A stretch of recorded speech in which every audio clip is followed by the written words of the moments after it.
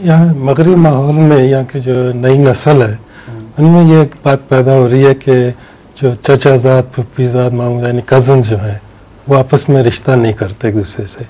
हालांकि बाज़ घरों में बड़े अच्छे रिश्ते हैं, लेकिन उनसे जब पूछा जाए, कहा जाए तो कहते नहीं हमने कज़न से नहीं करनी।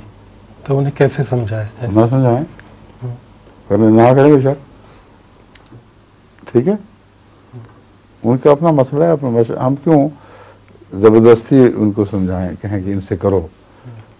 कई लोग आपस में देखे भाले होते हैं, उनको पता होता है एक दूसरे का हाल, रीति मायल नहीं होती, मसले की बहस नहीं है, आपस में शरीके भी चल रहे होते हैं, एक दूसरे की कमजोरियों से भी वाकिफ होते हैं, और बाज़ दफ़ा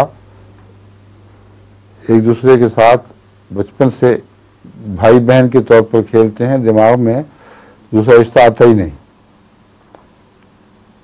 कई बच्चियाँ हर दफ़ा कोई बदी वजह नहीं होती बल्कि नेकी भी वजह बन जाती है। तो आप क्यों बीच में अपना नाक को पोक करें?